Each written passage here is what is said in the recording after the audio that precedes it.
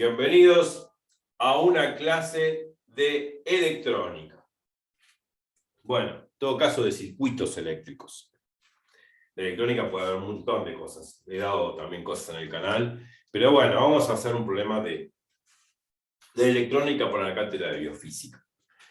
De circuitos eléctricos, sabemos que los circuitos eléctricos, por ejemplo, básicos, vamos a tener una batería, resistencias, vamos a llegar a tener capacitores, podemos llegar a tener amperímetros que miden el amperaje o la intensidad eléctrica del circuito que pasa por los cables, o también el voltaje, que es la diferencia de potencial punta a punta sobre alguna resistencia.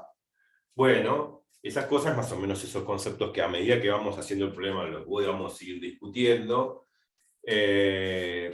con el énfasis teórico que sea necesario, lo vamos a ir mencionando a medida que vamos haciendo el problema. Pero de lo que estoy hablando hay mucha gente que ya sabe de qué se trata. La idea es hacer ejercicios de parcial. Vamos a presentar en pantalla un ejercicio de parcial. Bueno, acá está. El problema 2. Ya básicamente los problemas de circuito ya nos dan el circuito formado acá. Y acá tenemos una batería de 12 voltios, un amperímetro que mide el amperaje o la intensidad eléctrica, una resistencia de 150 ohm, esta letra en griego es omega, omega en griego es ohm, que sería lo que se denominaría la resistencia eléctrica. Esta resistencia acá, que se la dibuja tipo como un resorte, es una forma de dibujar la resistencia. La resistencia eléctrica, podemos decir, es la misma palabra lo dice. ¿Cuánto resiste el material ante el pasaje de la corriente eléctrica? Y la corriente eléctrica es una corriente de electrones que atraviesa justamente el cable, que es un cable metálico. Se supone que los metales son conductores de electrones, de cargas eléctricas. En cambio, los que no son metales, qué sé yo, la madera, la goma, o algún material dieléctrico, que se lo suele llamar dieléctrico, o aislante, no conduce la electricidad. Yo podría llegar a ser la goma, el papel, un plástico, un acrílico, bueno, no conducen electricidad, pero los que conducen electricidad son metales, el cobre, el níquel, el sodio, qué sé yo, el hierro, bueno, el acero. Los metales son conductores de electricidad. Conduce electricidad los cables de cobre, todos los artefactos, la mayoría tienen cable de cobre, pasan los electrones a través del cable y se enfrentan a una resistencia. Una resistencia puede ser, qué sé yo, un artefacto eléctrico, qué sé yo, un calentador, una pava eléctrica, el enchufe, qué sé yo, del microondas, o puede ser un cargador de pila. Hay un montón de cosas. Todo lo que es un artefacto por donde pasa electricidad, ese artefacto lo que hace es resistir ante el paso de la corriente.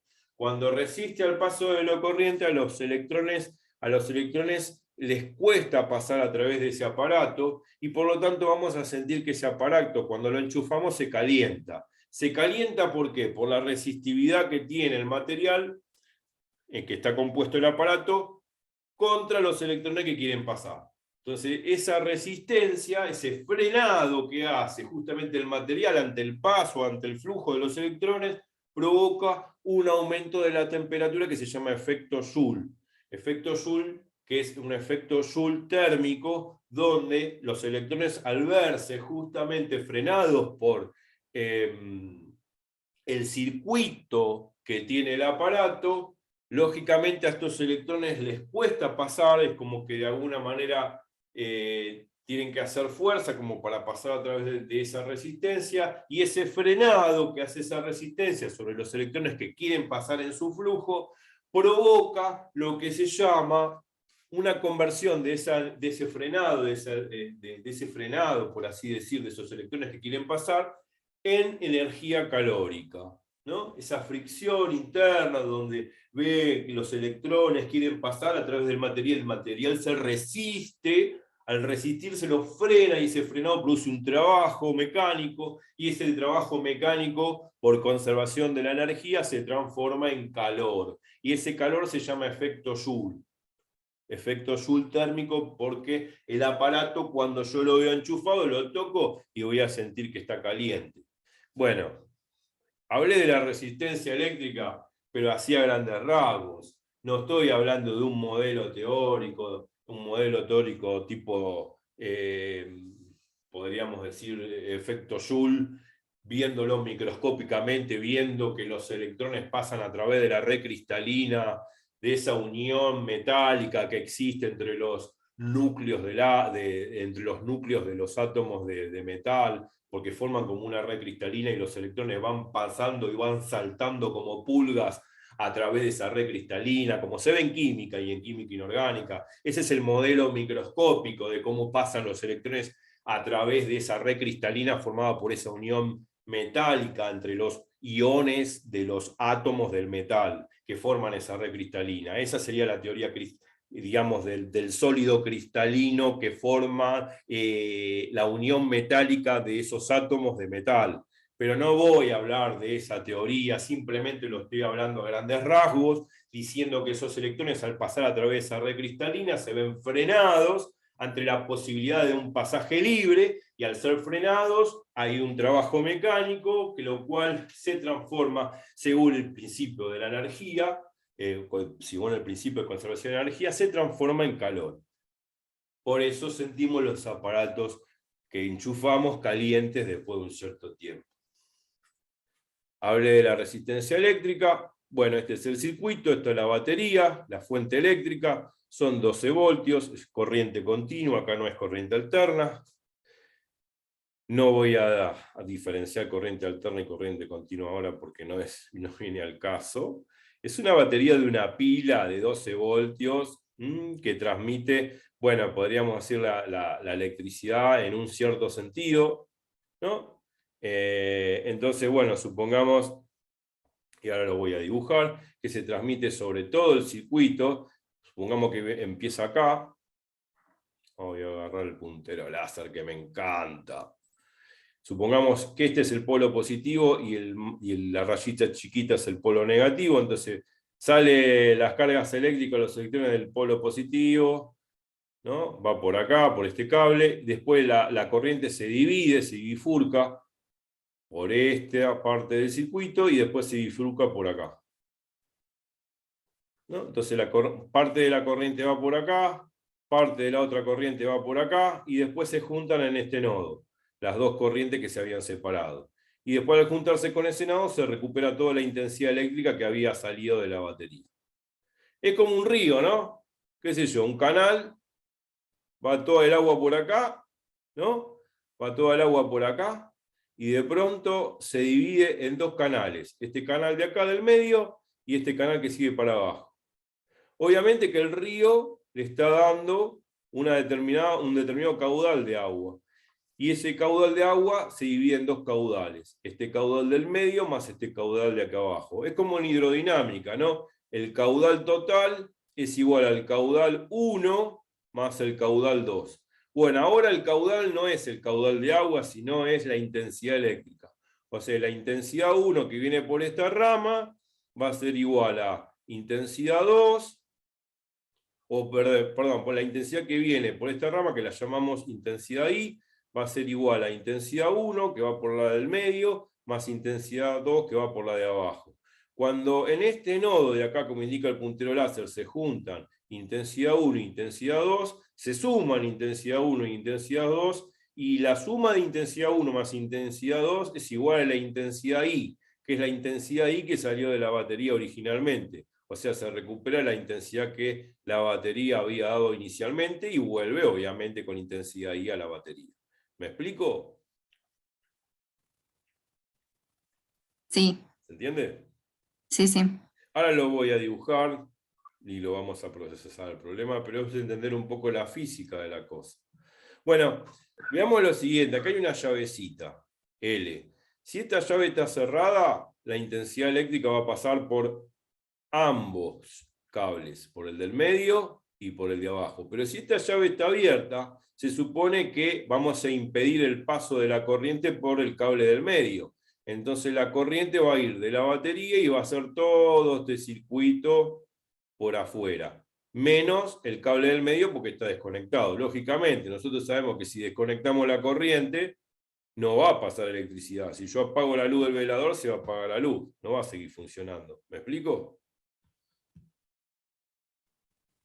Sí, O sea que si yo desconecto acá, ya no pasa corriente por el medio. La corriente va a pasar por acá, todo alrededor, va a volver a la batería, pero como justamente el cable del medio está desconectado, por el cable del medio no va a pasar nada. Ahora, si yo cierro la llave, ahí sí, la corriente que viene de la batería se bifurca. La corriente que va por el medio más la corriente que va por acá abajo. Y después se recupera en este nodo, sumándose las dos corrientes, y al sumarse las dos corrientes se recupera la misma corriente que salió de la batería inicialmente acá. Y así todo es un ciclo, es todo un circuito cerrado. Y así es un circuito eléctrico, y así navegan los electrones en todo el circuito eléctrico. Bueno, las resistencias eléctricas son diferentes. Esta es 150 ohm, esta 360 ohm, 75 ohm, 45 ohm. Lo que voy a decir es muy intuitivo. Es muy intuitivo. Por obvias razones, la intensidad eléctrica va a ser mayor donde haya menos resistencia. Por obvias razones. Donde haya menos resistencia al paso de la corriente, donde haya menos resistencia al paso de la corriente, la intensidad eléctrica, por ende, debería ser mayor. ¿Me explico? ok. ¿Está? Cuanto Podría pasar menos, fácil. claro, cuanto menos Ok. resistencia, es como decir, a ver, por ejemplo, voy a tomar el subte y veo a la gente salir del subte, de la puerta del subte, y yo quiero entrar, y sale un montón de gente, hay mucha resistencia para entrar. En cambio, si sale poca gente, es más fácil entrar por la puerta del subte. ¿Me explico? Sí, Entonces, es lógico que voy a pasar más fácil cuando hay poca gente que cuando hay mucha gente saliendo del subte. Lo mismo le pasa a la corriente. La corriente va a fluir más rápidamente, va a tener más intensidad de corriente libremente, cuanto menos resistencia se le oponga. Cuanto menos resistencia haya, es intuitivo pensar que la intensidad de la corriente va a ser mayor. Y eso es importante a entenderlo a la hora de hacer los problemas. Más allá de las cuentas que habrá que hacer y presentar. ¿Está bien?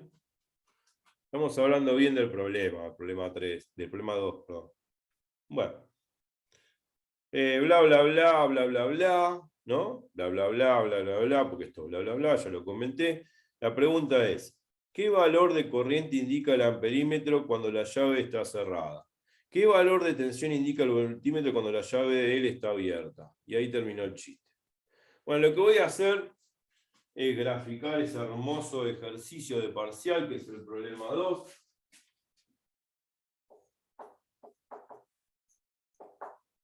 Pero todo lo que estoy comentando es física. Y eso es lo que más importa. Después el problema va a ser sencillo en base a la física que uno está comentando, porque la física no es usar fórmula. No se crean que agarrando una fórmula o un machete de fórmula van a terminar el problema fácilmente. No, con las fórmulas en un machete no van a salir los problemas. No, de ninguna manera. Al contrario, puede ser una ayuda de memoria, pero a la hora de resolver el problema, si no lo sé pensar físicamente como si yo estuviese experimentando la cosa, olvídense de poder hacer cualquier problema, porque los problemas son todos distintos. Si yo no lo sé digerir físicamente, no voy a memorizar problemas y no voy a saber procesar ningún problema en particular, lo cual eso sería realmente algo espantoso a la hora de resolver un parcial. Los conceptos hay que tenerlo bien claro. Si uno no tiene bien claro los conceptos, al piste. Yo lo que voy a hacer este problema no le voy a hacer con las cuentas. Después las cuentas las hacen todos ustedes. Yo a lo sumo voy a poner 12 voltios acá, pero yo no voy a poner toda la cuenta, no voy a hacer las cuentas. Voy a hablar de las unidades, eso sí, pero no voy a hacer las cuentas porque si no termino más. O sea, resistencia, acá hay otra resistencia más. Estoy tratando de hacer un lindo dibujo para todo el público espectador. Otra resistencia más acá. Bueno, y después los amperímetros, los voltímetros. El amperímetro mide intensidad de corriente y el voltímetro mide lo que se llama diferencia de potencial eléctrico. El voltaje, lo que se llama voltaje, ¿no? Por ejemplo, cuando uno enchufamos, uno recibe de la central 220 voltios. Bueno, el voltaje es la diferencia de potencial. Y el amperaje es la intensidad eléctrica, que se mide en amperes. Ahora hablamos de las unidades. Y la resistencia en ohm. Con esa letra griega omega, ¿qué son? Bueno, igual a la primera resistencia, la de 150, le pongo R1, a la del medio R2. Y a las dos de abajo, R3 y R4, que supone que son los valores que aparecen ahí. Y el voltímetro generalmente se pone en paralelo. Es un aparatito que se pone punta a punta en paralelo a la resistencia. Por ejemplo, acá está el B, el voltímetro. Se pone punta a punta sobre la resistencia de 45 y se mide la caída de potencial en voltaje que hay de punta a punta en la resistencia de 45 ohms. Bien. La diferencia, la intensidad eléctrica ya dijimos que tiene que ver con el flujo de electrones. La intensidad eléctrica tiene que ver con el flujo de electrones y lo mide el amperímetro. Y el voltaje es como una cascada de agua. A ver, es como decir, yo veo una cascada de agua que viene de, obviamente, una cierta altitud, el agua cae por la gravedad, ¿no? Y como en una catarata. Bueno, hagamos de cuenta que la diferencia de potencial es algo así. Tiene que ver con la energía potencial, ¿no es cierto? Si yo tengo el agua que cae por una cascada, cae a una determinada profundidad, a una determinada altura, y hay una diferencia de energía potencial dado por la altura. Bueno, justamente si no hay un desnivel, el agua no va a caer. El agua no va a ir para arriba, va a ir para abajo por la acción de la gravedad. Por eso la cascada de agua. Bueno, la corriente eléctrica también. Cuando pasa punta a punta, de un punto de la resistencia a otro punto de la resistencia, es como si estuviese pasando por una cascada de agua. Esa cascada de agua tiene que ver con una diferencia de energía, que en este caso es de diferencia de energía potencial eléctrica. Y esa diferencia de energía potencial eléctrica punta a punta en una resistencia tiene que ver con el voltaje, que se mide en volt. Lo expliqué intuitivamente sin hablar de fórmulas, pero intuitivamente para entender lo que es la diferencia de potencial o voltaje. Es como hacer una diferencia de energía potencial cuando, como por ejemplo, cae una agua de una cascada o de una catarata. Hay una determinada profundidad, altura, y el agua cae por la acción de la gravedad. Hay una energía potencial, bueno, hay una diferencia de energía potencial por la acción de la gravedad. Acá lo mismo. Es como si la resistencia fuese una gran catarata por donde pasan los electrones, y cuando pasan los electrones tienen que atravesar toda esta catarata que es la resistencia, y hay como una diferencia de energía potencial eléctrica que está asociada a lo que se llama el voltaje, la diferencia de potencial punta a punta cuando los electrones pasan a través de esa resistencia. Lo digo físicamente para que se entienda, pero no voy a dar más detalles. Y ahora sí hacemos el problema. Dice, ¿qué valor tiene el valor de la corriente cuando el amperímetro... el valor de corriente que indica el amperímetro cuando la llave está cerrada, y el valor de la tensión del voltímetro, o sea, B, acá abajo, cuando la llave de L está abierta. Bueno, entonces vamos a hacer eso. Vamos primero a trabajar con la llave cerrada, y vamos a calcular la intensidad eléctrica que pasa por acá, por el amperímetro que está acá arriba. Me voy de pantalla y después hacemos lo otro.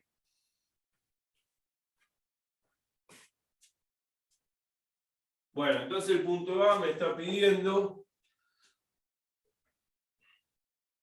la intensidad, que la vamos a llamar I, intensidad I, intensidad que pasa por el amperímetro.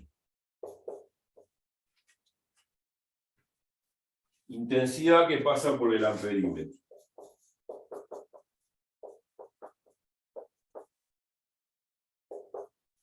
Ya hablé de intensidad, que es el flujo de electrones que atraviesa la resistencia. El amperímetro es el aparatito que me mide ese flujo de electrones, ese amperaje, esa intensidad eléctrica. Bueno, la intensidad que pasa por acá, yo lo dibujo con una flechita, que es el flujo de electrones que viene de la batería y atraviesa todo el circuito. En principio, me dice, vuelvo a reiterar el enunciado, ya que lo tengo acá en pantalla. Me dice, ¿qué valor de corriente indica el amperímetro cuando la llave está cerrada? Cuando está cerrada. Entonces, cuando está cerrada, esta llave está cerrada, entonces la tenemos que cerrar. Entonces la cerramos y está la llave cerrada. Acá está cerrada la llave. ¿Está? Punta a punta, hacemos clic, como cuando prendemos el velador. Bueno, ahí se cierra la llave y pasa corriente y la luz de la lámpara del velador se prende. Lógico. Bueno, entonces, ¿qué va a pasar? Yo dije recién, esta intensidad I se bifurca a través de este nodo, de este punto, en dos intensidades. A una la llamo intensidad 2, a otra la llamo intensidad 3, y a esta la llamo intensidad 1, que es la intensidad que la vamos a llamar 1, porque viene de la batería y atraviesa la resistencia 1. En cambio, esta intensidad 1 se bifurca en dos canales, intensidad 2 porque pasa por R2, intensidad 3 porque pasa por R3, bueno, una forma de poner. Entonces yo ya sé, como en hidrodinámica, ¿qué hacíamos del caudal? El caudal de agua era la suma de los caudales que pasaban por los canales, porque agarraba un río que tiene un caudal y después el río se divide en dos afluentes, en dos canales. Entonces el caudal que viene del río principal es igual a la suma de los caudales de los canales en el cual se divide. O sea, Q1 es igual a Q2 más Q3. Bueno, lo mismo que hacíamos en hidrodinámica con los caudales, lo mismo hacemos con las intensidades eléctricas. O sea, lo que tenemos que decir es que el caudal 1, o sea, la intensidad 1, no es otra cosa que en este nodo se divide en dos canales, al caudal 2, que es intensidad 2, más el caudal 3, que es intensidad 3. Y esto se llama ley de nodos.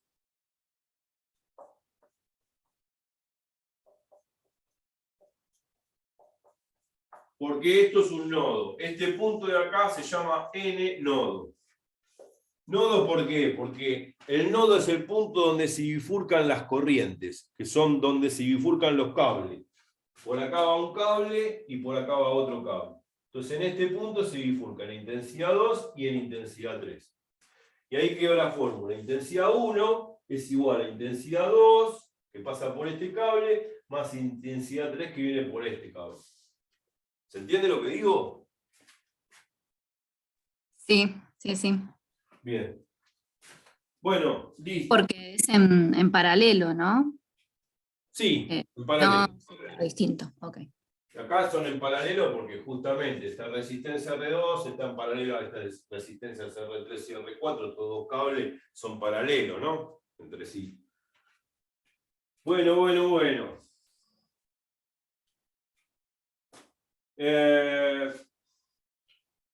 Entonces lo que tenemos que hacer es lo siguiente. Uno dice, bueno, aplico una fórmula, qué sé yo, bueno. Momento. Acá lo que habría que hacer, sería lo siguiente. Bueno, una fórmula es esta, pero esto no resuelve el problema. Necesitamos ahora no solamente la ley de los nodos de la intensidad eléctrica, sino también necesitamos la de voltaje, la de diferencia potencial eléctrico, o en este caso que tiene que ver con B. Bueno, vamos a hacer una cosa. Yo sé que esta es la fuente eléctrica. La fuente eléctrica es la fuente que da electrones para que haya circulación de corriente.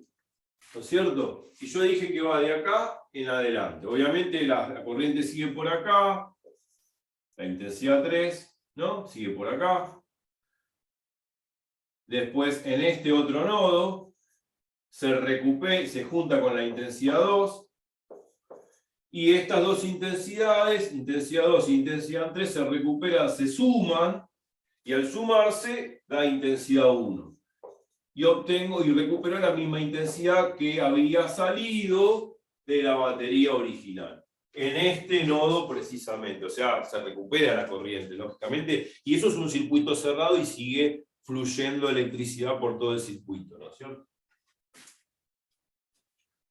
Bueno. Entonces, ahora viene la ley de diferencia de potencial, que es así, que también se llama ley de Ohm. Ahora viene la ley de Ohm. Esta es la ley de Noether, y luego viene la ley de Ohm. La ley de Ohm dice, y prestad atención, el voltaje que da la batería es igual a I1 por R1, I1 por R1, porque pasa una intensidad 1 por R1, más, ¿qué intensidad pasa por acá en medio? I2. I2 por R2,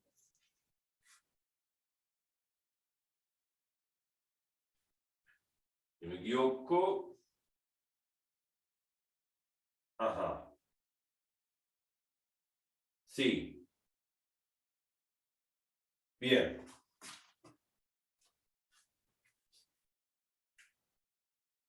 A ver. Sí, vamos a hacerlo de una forma más clara. No me quiero meter en camisa de 11 varas y tampoco quiero complicar los problemas. No, de ninguna manera.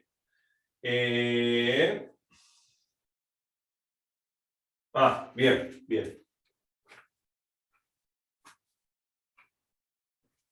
No quiero hablar de las leyes de Kirchhoff, porque en realidad tiene que ver con las leyes de Kirchhoff.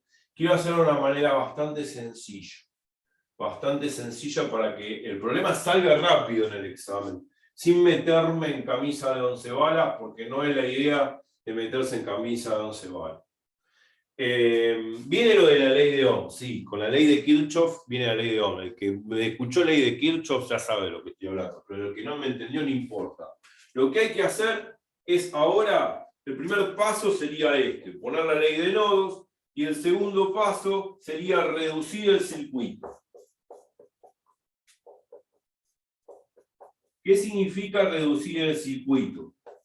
Reducir el circuito significa simplificarlo a la mínima expresión, como se hace en matemáticas. Vamos a simplificar el circuito o reducir el circuito a la mínima expresión.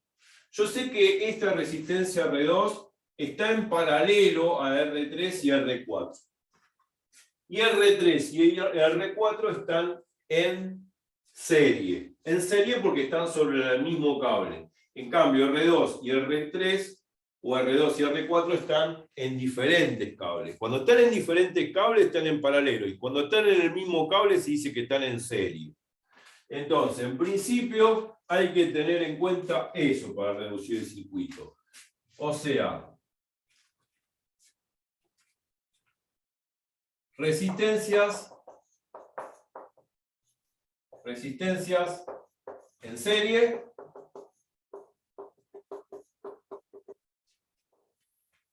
¿Qué resistencias en serie tenemos?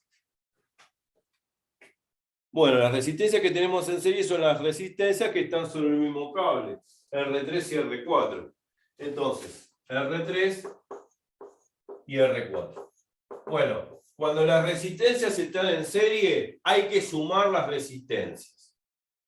No voy a explicar eso en teoría de por qué es así, pero por ahora lo aceptamos así. Después en otro video voy a explicar por qué cuando dos resistencias están en un mismo cable, o sea, están en serie, hay que sumar las resistencias. Bueno, si sumo estas dos resistencias, voy a sacar una resistencia total. Una resistencia total entre estas dos resistencias de acá. Vamos a llamar resistencia total 1, que va a ser R3 más R4. Uno le pone el rótulo que quiere. En serie se suma. Una vez que la sumé, ya el circuito se simplificó. ¿Por qué se simplificó? Porque el circuito pasa a ser esto. Y lo vamos a hacer acá al costado, así ya tengo lugar para después. El circuito pasa a ser esto, simplemente. Una resistencia total acá abajo, que es resistencia total 1.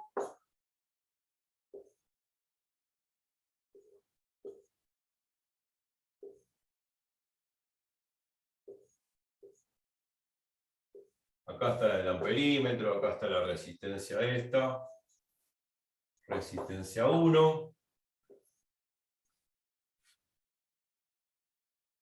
Y acá en el medio, la resistencia R2, la llave que cierra el circuito. Ahí está. O sea, este circuito ya no aparece en esta resistencia y esta resistencia, aparece solamente esta que es la suma de las dos. La suma de las dos resistencias forma esta resistencia total 1. Todavía tengo tiempo. Bueno, ahora reduje el circuito. Ahora, ¿qué es lo que sucede? Lo que estamos observando, prestad atención, que esta resistencia total 1 y esta resistencia R2 están en paralelo. Y si están en paralelos, hay otra fórmula, que también voy a explicar en otro video de dónde sale. Ahora no, porque se larga el problema. Entonces lo que hay que tener en cuenta son las resistencias en paralelo. ¿Qué resistencias en paralelo tenemos? Prestad atención. Tenemos R2 y R total 1. Esas son las dos resistencias en paralelo. Que voy a hacer lugar más abajo porque si no... La de arriba al lado del amperímetro. No, Eso la de no. arriba no. Las que están en paralelo son estas. Esta de acá Ok. y esta de acá. La de arriba no la toco. No. No porque está juntamente con la batería y el amperímetro. No. Yo cuando saco resistencias en serie o en paralelo, tienen que ser resistencias en serie o en paralelo ajenas a la batería. Perfecto. Ajenas a la batería. Ojo. Bien, dale. Ajenas a la batería. Vamos a poner ajenas a la batería. Y eso es un detalle, está buena tu pregunta, está bien que lo hayas preguntado para que todo el mundo entienda de que tengo que dejar la batería de lado cuando sumo resistencias en serie y cuando explique ahora la fórmula que tiene que ver con una resistencia equivalente cuando las resistencias están en paralelo. Pero la batería hay que sacarla.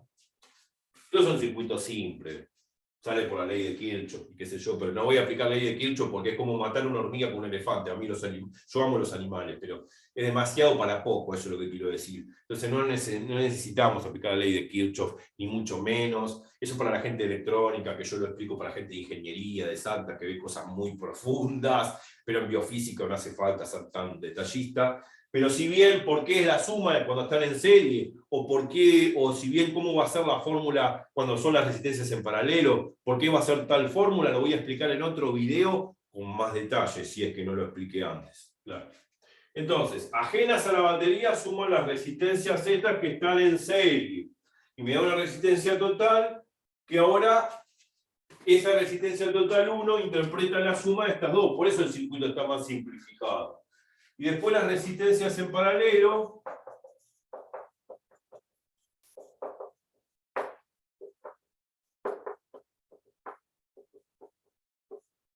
¿Qué resistencias en paralelo tenemos?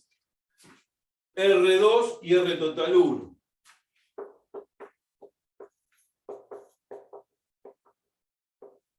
Ajenas también a la batería. Ahora lo pongo ajenas a la batería, no. Entonces queda R2 y R total 1. Bueno, la fórmula de la resistencia equivalente entre estas dos de abajo que son paralelas es la siguiente. R equivalente, o sea R total 2, la 2 ahora, es R2 por R total 1, porque es así la fórmula, en otro video lo voy a explicar. Sobre R2 más R total 1. Esto es cuando están en paralelo. Esto es cuando están en serie y es esta fórmula cuando están en paralelo. También ajenas a la batería.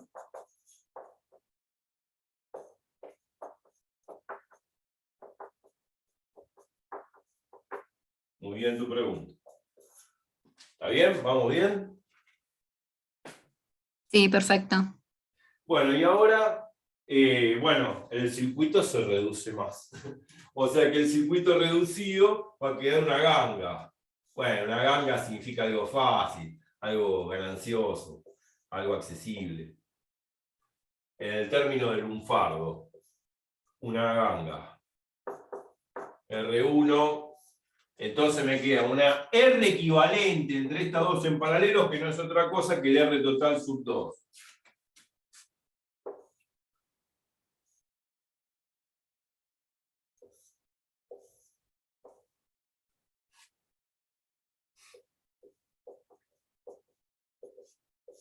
Bueno, ahí está el circuito más simplificado. Este R total sub 2 interpreta estas dos que están en paralelo, en una sola resistencia llamado R total 2. ¿Tengo tiempo? Sí, un poquito. Bueno, y ahora quedó más reducido a través de esta resistencia equivalente. Bueno, ¿y ahora cómo sigue el chiste? El chiste sigue así. ¿Qué pasa entre R1 y R total 2? ¿Cómo están? ¿Están en paralelo o están en serie? Esa es la pregunta. En paralelo. Ah, ¿están en paralelo? Sí, va. Sí. ¿Sí? Están sobre el mismo cable. Cuando están en paralelo. Están en serie, entonces. Cuando Ok. están en paralelo, tienen que estar en diferentes cables. Cuando están en serie, tienen que estar en el mismo cable. Mira vos. Ok. Ah, Es como si ahí fuese me un mordí la círculo. lengua. Ok, dale. Bueno, observación, pero está bien. Observación. Cuando las resistencias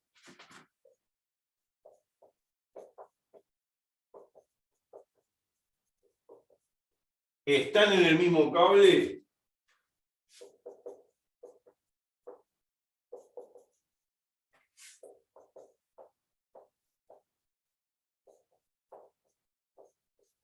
entonces están en serie.